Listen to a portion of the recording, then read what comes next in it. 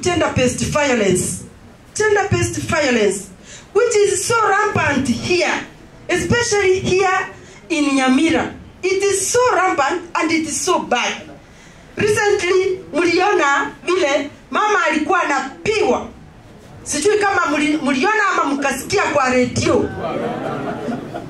Mama anapigwa kwa sababu anatakikana kufanya ati lazima arushe mchanga. Sio vibaya kurusha mchanga, lakini unajua kurusha mchanga ni mtu yoyote ambaye anatakikana kurusha. Lakini kama mtu ameona kwa kimila sio vizuri nirushe mchanga, kwa nini mnataka kumforce arushe mchanga? Kwani mumemforce na mumempiga na I'm telling you, mchue yale that experience huyu mama alipata. Anatulilia, analia na Kenya yote. The whole of Kenya and the world is now focusing on us. Tomorrow we might have the PS for gender coming to Nyamira because of the same thing. That means we have done so badly. On Monday, all the women of Kenya planned to come here and understand what is happening with the cases. So, watu wangu waki, mahali popote mko, please try to talk to each other. Abiana, kuna mira ambazo zimepitwa na wakati. Na kama mtu amesema hiyo sifanyi, hiyo ni haki yake. Kila mtu ako na haki. Watu wasione wengine hawana haki ya kuishi, hawana haki ya kuongea, hawana haki ya kusema. Kila mtu ako na haki. Na constitution yetu imepatia kila mmoja haki yake ya kufanya. Bora tu asifanye kitu ambacho kina infringe mwingine.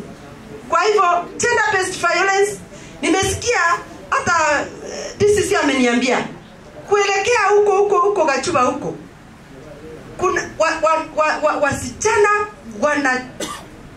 they are being raped. Wasichana wenu mahali ambapo mmetoka. Sasa jiulize, kama mtoto ni wako na kuna lichipapa lingine hapa linakimbiza mtoto yako, lichipapa wale watu ambao ni kwa paya majitu,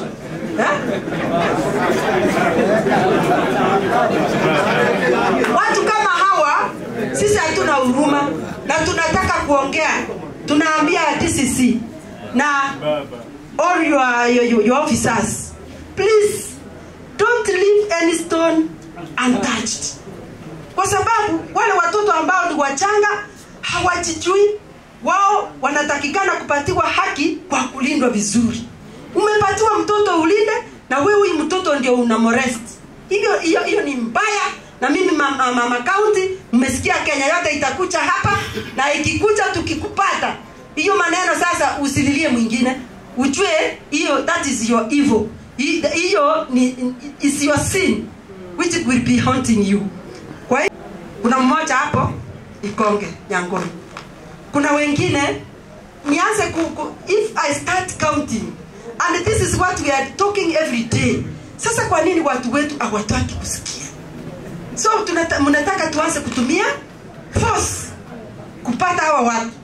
Kwa hivyo mkienda nyumbani, please, najua kuna wazee wa makanisa hapa ndani, najua kuna deacons, najua kuna catechists hapa.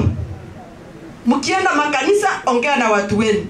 Na kama kuna mtu kwa kijiji ambaye hataki kucha kanisa, kazi yake ni uharifu, ambia watu wa nyumba 10. Tuko na watu wa nyumba 10, tuko na clan elders. Sasa wacha hili likuwe jukumu letu sisi sote. Kwa sababu tumejaribu kuongea, hawataki kusikia. Sasa lazima we are coming as a force so that we can enforce the law. Asante sana, sitaki kuongea mingi. Mimi niko na maneno mingi, lakini ndio mwisho wikamba tena.